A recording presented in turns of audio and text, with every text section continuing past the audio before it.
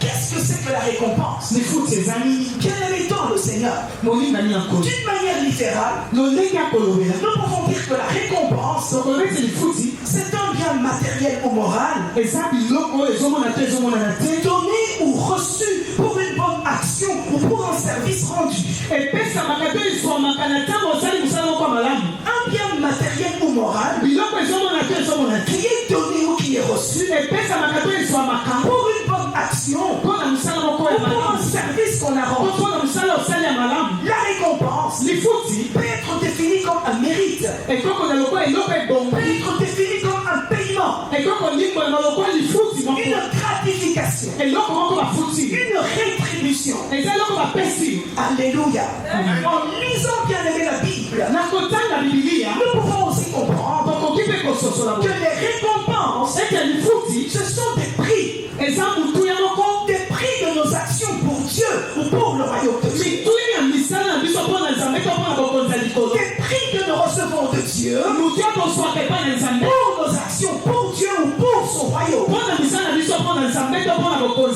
Et donc j'ai compris que ce matin je peux affirmer que tout ce que nous faisons pour Dieu est gratifié. Tout ce que nous faisons pour Dieu est payé. Je vais bien le redire. Tout ce que nous faisons pour le royaume de Dieu, Dieu va te payer.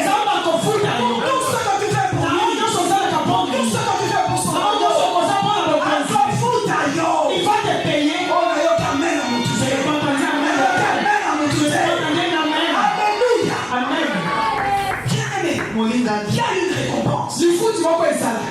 La récompense n'est pas un don, la récompense n'est pas la bénédiction. Je ne vais pas tourner autour de ça. Ne confondons pas récompense avec don et bénédiction. Non. La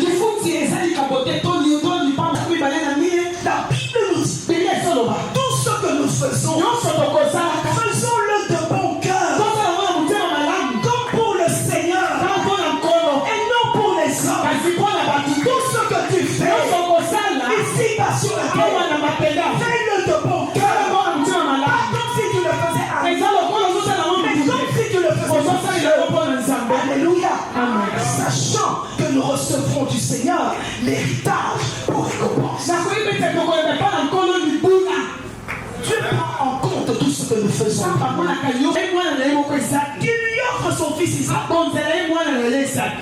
J'aime la manière dont ce texte commence. Dans Genèse au chapitre 22, j'aime la manière dont ce texte commence. La Bible dit, après ces choses, Dieu mit Abraham à l'épreuve.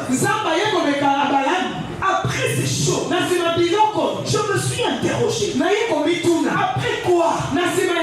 Après quelque chose. Parce qu'il est important de comprendre le texte dans son contexte. Après quelque chose. Alléluia. Amen. Je me suis intéressé à comprendre quelles étaient ces choses. Alors j'ai constaté que dans son expérience spirituelle, Abraham a connu 4 grandes crises. Abraham a connu 4 grandes crises. Et chacune de ces crises avait amené Abraham à renoncer à des choses qui lui étaient naturellement très chères. Abraham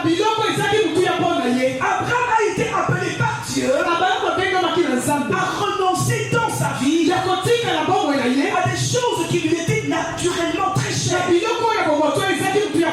La première chose, au chapitre 12 de Genèse, Dieu demande à Abraham de se séparer de sa famille. Dieu lui demande de renoncer à sa famille. Quitte ton père, ta patrie, ta famille, va là où je vais t'envoyer. La deuxième chose, Dieu demande à Abraham de se séparer de son neveu Lot. Genèse chapitre 13 et chapitre 15. Genèse 13, 15. Dieu lui demande de se séparer de Lot. Alors qu'il considérait Lot comme son neveu, mais aussi comme son héritier. La troisième chose, Dieu demande à Abraham de se séparer de son fils Ismaël. Au chapitre 17 de Genèse. Juste quand il veut parler des enfants, une fois se fait entendre. Abraham